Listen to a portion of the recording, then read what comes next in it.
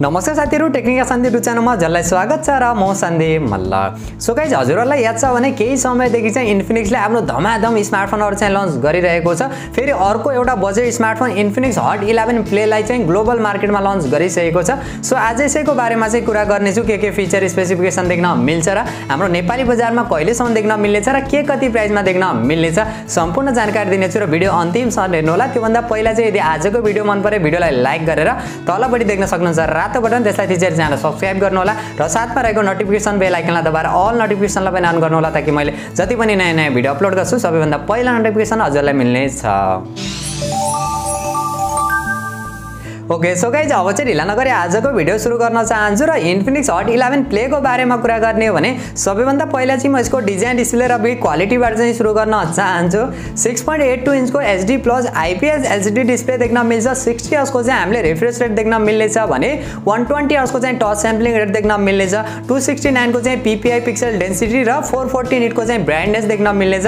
अगाडिपट्टिको design चाहिँ ग्लासको देख्न मिल्नेछ, तर कुन ग्लासले चाहिँ प्रोटेक्सन गरेको छ यो भने कहीँ पनि मेन्सन गरेको चाहिँ हुँदैन इन्फिनिक्सले। पछाडिपट्टिको डिजाइन र बिल्ड क्वालिटीको बारेमा कुरा गर्ने हो भने प्लास्टिकको डिजाइन देख्न मिल्छ, प्लास्टिककै फ्रेम देख्न मिल्छ, ग्लोसी फिनिशिङका साथ चाहिँ डिजाइन देख्न मिल्छ। ओभरअलमा डिजाइन, डिस्प्ले र बिल्ड क्वालिटी चाहिँ प्राइसिङलाई हेर्ने भने हामीले राम्रै मान्न सकिन्छ। तर यसको डिस्प्लेमा भने हामीले फुल HD प्लस को रेजुलेसन वाला डिस्प्ले पाएको भए चाहिँ एउटा प्लस पोइन्ट चाहिँ मान्न सकिन्थ्यो। सफ्टवेयरको बारेमा कुरा गर्ने हो भने एन्ड्रोइड 11 का साथ देख्न मिल्छ, XOS 7.6 को चाहिँ UI का साथ देख्न मिल्छ। एन्ड्रोइड एक्सपिरियन्स चाहिँ हामीले डिसेन्ट खालको मान्न सकिन्छ र प्रोसेसरको बारेमा कुरा गर्ने हो भने मिडियाटेकको हेलियो G35 वाला चाहिँ प्रोसेसर देख्न मिल्छ।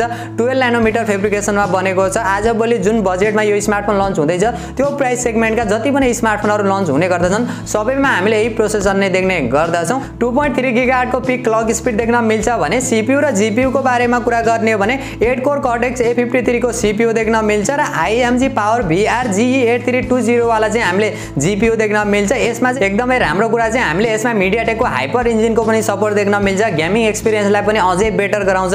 हेटिङ इस्यु पनि हामीले कम देख्न मिल्छ। LPDDR4X RAM र eMMC 5.1 को चाहिँ हामीले स्टोरेज टाइप देख्न मिल्नेछ। ओभरअलमा यो प्रोसेसरको बारेमा र यसको गेमिङ परफर्मेन्सको बारेमा कुरा गर्ने हो भने जुन प्राइसमा ग्लोबल मार्केटमा लन्च भएको छ र जुन प्राइसको हामीले नेपाली बजारमा एक्सपेक्ट गरेका छौं त्यो प्राइसिङलाई हेर्ने हो भने एकदमै कमालको चाहिँ हामीले गेमिङ परफर्मेन्स देख्न मिल्छ। भने क्यामेराको बारेमा कुरा गर्ने हो भने हामीले ड्युअल क्यामेरा सेटअप मात्रै देख्न मिल्नेछ। पछाडिपट्टि दुईवटा क्यामेरा, जो मेन क्यामेरा चाहिँ 13 मेगापिक्सलको र सेकेन्ड क्यामेरा चाहिँ VGA सेन्सर देख्न मिल्दैछ। अगाडिपट्टिको सेल्फी क्यामेरा चाहिँ हामीले 8 मेगापिक्सलको देख्न मिल्दैछ। यो चाहिँ एकदमै राम्रो कुरा हुन जान्छ। सेल्फी लभरहरुका लागि चाहिँ एकदमै प्लस पोइन्ट पनि मान्न सकिन्छ। अगाडि पछाडिबाट हामीले 1080 पिक्सलको भिडियो रेकर्ड गर्न सकिनेछ। ओभरअलमा क्यामेरा फिचर र क्वालिटी पनि प्राइसिङलाई हेर्ने भने एकदमै बब्बाल मान्न सकिन्छ। र अरु फिचर र अरु सेन्सरहरुको बारेमा कुरा गर्ने हो भने रियर माउन्टेड फिंगरप्रिन्ट सेन्सर देख्न मिल्छ, फेस अनलक सेन्सर देख्न मिल्छ, 3.5 mm को हेडफोन ज्याक देख्न मिल्छ, सिंगल बटम फायरिङ स्पिकरको पनि सपोर्ट देख्न मिल्छ भने अरु सानातिना फिचर सेन्सरहरु सबै देख्न मिल्छ। डेडिकेटेड माइक्रो SD कार्डको पनि सपोर्ट देख्न मिल्नेछ। र ब्याट्रीको बारेमा कुरा गर्ने हो भने 6000 mAh को ब्याट्री देख्न मिल्छ, तर चार्जर भने 10 वाटकै रहेको छ। आजभोलि यो प्राइस सेगमेन्टमा 10 वाटकै चार्जर चाहिँ हामीले देख्न मिल्छ, तर यसलाई अलिकति अपग्रेड गरेको भए चाहिँ एउटा प्लस पोइन्ट चाहिँ मान्न सकिन्थ्यो। र अर्को एकदमै नराम्रो कुरा चाहिँ हामीले अहिले यो टाइममा आएर पनि माइक्रो USB पोर्ट चाहिँ देख्न मिल्दैछ। यो कुरा चाहिँ मलाई कति पनि चित्त बुझेको छैन। यसलाई अपग्रेड गरेर USB टाइप C पोर्ट दिएको भए चाहिँ एकदमै राम्रो चाहिँ मान्न सकिन्थ्यो। भेरिएन्टको बारेमा कुरा गर्ने हो भने ग्लोबल मार्केटमा एउटा मात्र भेरिएन्टका साथ लन्च भएको छ, जो 4GB 128GB का साथ। र नेपाल लन्च डेट र नेपाली एक्सपेक्टेड प्राइसको बारेमा कुरा गर्ने हो भने अहिले नेपाल लन्च डेटलाई लिएर भने कुनै अफिसियली अपडेट चाहिँ आएको छैन।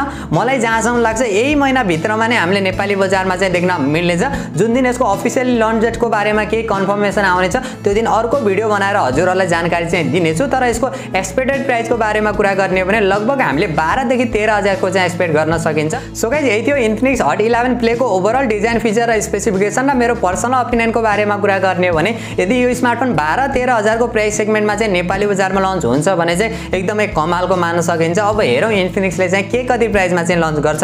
अब 13,000 भन्दा माथि गयो भने चाहिँ ओभर प्राइस मान्न सकिन्छ, किनभने त्यो प्राइस सेगमेन्टमा अलरेडी नेपाली बजारमा यति धेरै स्मार्टफोनहरु अवेलेबल रहेका छन् र धेरै स्मार्टफोनहरु चाहिँ लन्च हुने तयारीमा पनि रहेका छन्। सो त्यसकारण कम्पनीले तिनी स्मार्टफोनहरुसँग टक्कर गर्ने हो भने चाहिँ 12-13 हजारमा लन्च गर्यो भने चाहिँ एकदमै कमालको चाहिँ हुनेवाला छ। सो हजुरहरु मध्ये चाहिँ कति जना इन्फिनिक्स हट 11 प्लेलाई वेट गरेर बस्नु भएको छ र जुन प्राइसमा नेपाली बजारमा लन्च हुँदैछ त्यो प्राइस चाहिँ हजुरहरुलाई के कतिको चित्त बुझेको छ र हजुरहरुले चाहिँ कुन प्राइसको चाहिँ एक्सपेक्ट गर्नु भएको छ त्यो भने कमेन्ट गर्नु होला र यदि आजको भिडियो मन पर्यो भिडियोलाई लाइक गरेर तलबडी देख्न सक्नुहुन्छ रातो बटन त्यसै च्यानल सब्स्क्राइब गर्नु होला र साथमा रहेको नोटिफिकेसन बेल आइकनलाई दबाएर अल नोटिफिकेसनलाई पनि अन गर्नु होला ताकि मैले जति पनि नयाँ भिडियो अपलोड गर्छु सबैभन्दा पहिला नोटिफिकेसन हजुरलाई मिल्नेछ।